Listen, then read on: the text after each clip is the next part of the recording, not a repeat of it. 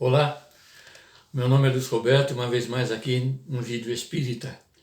Hoje eu vou abordar a manifestação dos espíritos. Eu apanhei esse material em O Livro dos Espíritos e acho que são 6 itens que eu apanhei. Eu vou ler cada um dos itens. Eu não gosto muito de fazer isso, ficar lendo eu prefiro falar, né? Mas é melhor buscar a original, a fonte. Depois eu faço em secundário um comentário. A maioria das pessoas que são inscritas nesse canal são meus amigos, são pessoas que me querem bem e a quem eu quero bem também. Mas tem outras pessoas que poderão se associar um dia a esse canal, poderão subscrever o canal, e muitos não são espíritas. E naturalmente vão querer saber alguma coisa do espiritismo, se não tiver nenhum tipo de preconceito religioso, vão querer saber alguma coisa do espiritismo. Eu gostaria de ser a pessoa que falasse alguma coisa para essas pessoas também, além de estar falando para os meus amigos. Eu colhi aqui do Livro dos Espíritos alguns itens que eu reputo muito importantes em relação à manifestação dos espíritos. O primeiro deles diz assim, muitas vezes, mau grado nosso, ocultamente os espíritos agem sobre a nossa mente, solicitam-nos a fazer isto ou aquilo, julgamos agir por impulso próprio, quando apenas obedecemos a uma sugestão estranha. Não devemos inferir daí que não tenhamos iniciativas. Longe disso. O espírito encarnado tem sempre o livre-arbítrio. Em definitivo, não faz senão aquilo que quer, e muitas vezes segue os seus impulsos. Então, tem uma questão, se eu não me engano, é a questão 459 do Livro dos Espíritos, em que Allan Kardec pergunta aos espíritos se os espíritos interferem sobre o nosso cotidiano, de nós encarnados. Ele responde, muito mais do que podeis imaginar, constantemente eles vos dirigem. Essa direção, essa influência que os espíritos exercem sobre nós, boas ou não tão boas, ou más, elas passam necessariamente pelo critério da nossa razão, do nosso livre-arbítrio. Nós chegamos num passo evolutivo, espiritual, em que detemos o livre-arbítrio. Em razão desse livre-arbítrio, nós podemos aceitar ou não essa intuição, essa pressão feita do mundo espiritual em relação a nós, seja boa ou seja má.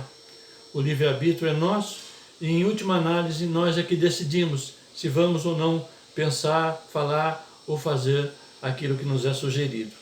Isso é importante que a gente saiba, é para não botar a culpa nos espíritos, dizer, foi um espírito que me forçou a fazer isso ou fazer aquilo, foi uma intuição, foi uma ordem no mundo espiritual, coisa parecida. Não, a última palavra é sempre a nossa.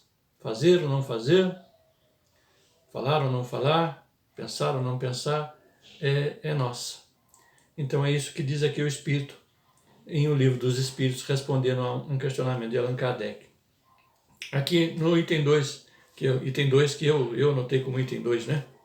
A influência do espírito estranho não é um domínio, mas uma espécie de conselho que nos é dado, o qual pode ser mais ou menos prudente, conforme a natureza do espírito, sendo a alma livre de aceitar ou não, mas que pode melhor apreciar quando não mais se acha sob o império das ideias suscitadas pela vida de relação. Dizemos por isso que a noite é boa conselheira. Então, o Espírito fala aqui o que eu acabei de dizer, no sentido de que podem ser boas ou más, essa influência que nos afeta por parte dos Espíritos, e que a decisão é nossa de aceitar ou não. Entretanto, diz aqui que a noite é boa conselheira. Então, quando nós estamos longe do império dessas ideias suscitadas pela vida de relação, pelo cotidiano, nós temos na noite uma boa conselheira.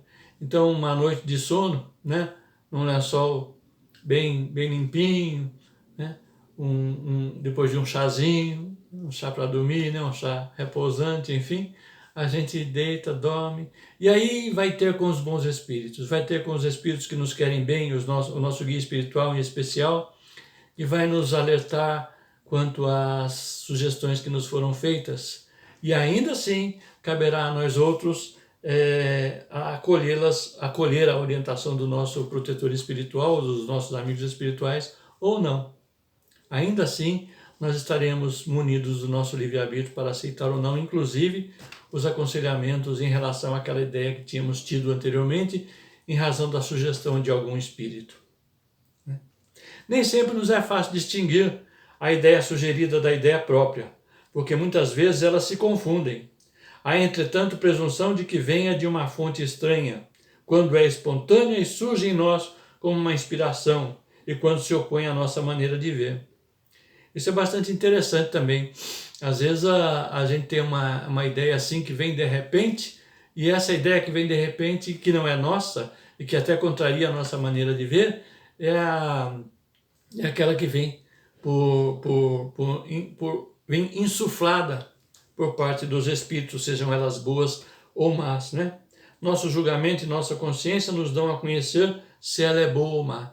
Aí vai muito do nosso caráter, vai muito de nós mesmos, de como apreciamos aquela ideia que vem até nós. Então o nosso julgamento pode naturalmente dizer ou conhecer se ela é boa ou má.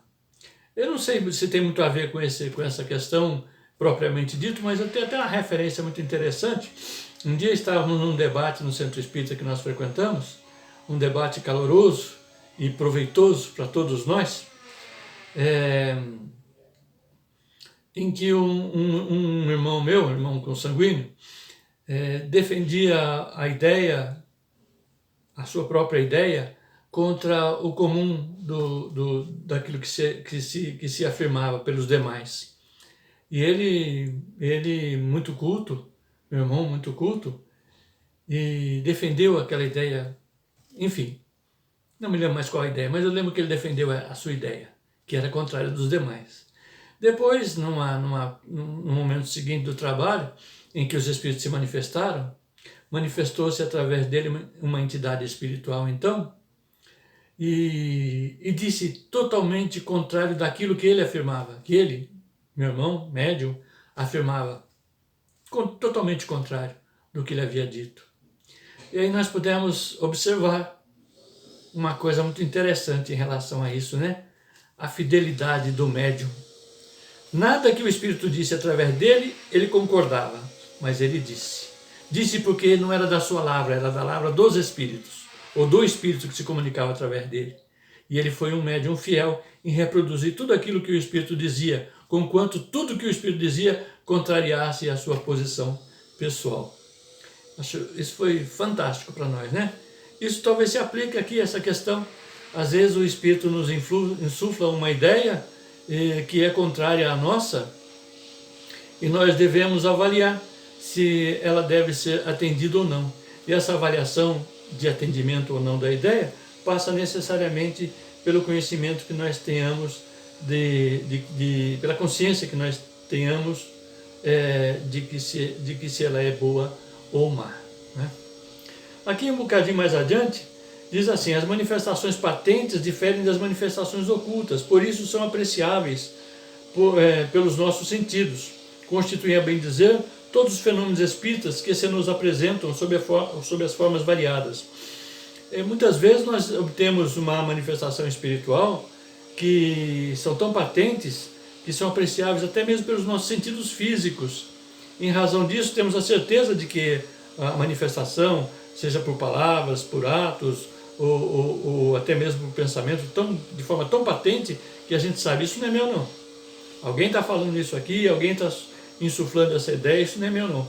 Então ela é muito mais fácil de você identificar do que aquelas que são ocultas, porque essas que são ocultas, geralmente quando o espírito é mau, quando ele é temporariamente mau, como diz o Espírito Emmanuel, porque a maldade é temporária, só o bem é permanente, a maldade em nós é temporária. Quando ele está temporariamente mal, ele não é mal, ele está temporariamente mal, ele insufla ideias más. E ao insuflar ideias más, de maneira tinhosa e oculta, muitas vezes acaba alcançando a nós e nós acabamos cedendo. Mas cedendo uma vez mais, em atenção ao nosso livre-arbítrio, porque poderíamos perfeitamente não ceder, né? A questão do livre-arbítrio é de grande responsabilidade, né? Eu acho bastante interessante, especialmente a doutrina espírita, que fala sobre o livre-arbítrio, alardeia o livre-arbítrio a 4 folhas, né? De capa a capa das suas obras espíritas. É importante porque ela demonstra um estado evolutivo em que nós nos encontramos, o poder de escolher. Aliás, o verbo mais importante, que eu reputo como o verbo mais importante para a nossa existência, é o verbo escolher. Porque tudo, nós somos o resultado da nossa escolha. Tudo resulta das nossas escolhas. Aqui diz assim, no item 5, que os comunicantes e as comunicações espíritas podem ser identificados. A linguagem revela sempre a sua origem, quer pelo pensamento que traduz, quer pela forma que o reveste. Dessa maneira, mesmo que o espírito nos quisesse iludir relativamente à sua pretensa superioridade, basta conversar um pouco com ele para se lhe conhecer a envergadura. Aqui a resposta à colocação do Allan Kardec é no sentido de que quando você está num trabalho de comunicação de espíritos, a doutrinação de espíritos, por exemplo, conforme um outro vídeo que nós já fizemos, conversando com o espírito, através do médium, você vai aprender vai identificá-lo pela sua forma de falar, pelo seu palavreado, pelos seus maneios, pelos seus gestos, através do médium, você vai acabar por identificá-lo. E essa identificação pode, naturalmente, identificar, não estou sendo repetitivo, ela pode demonstrar se ele é de boa ou de má índole, porque às vezes o espírito aparenta ser um espírito superior, um espírito que é bom conselheiro, que isso, que aquilo, e aí a coisa fica feia. Eu me lembro que estava num trabalho espírita certa feita, era num sábado. Os meus amigos sabem disso porque alguns participaram desse trabalho.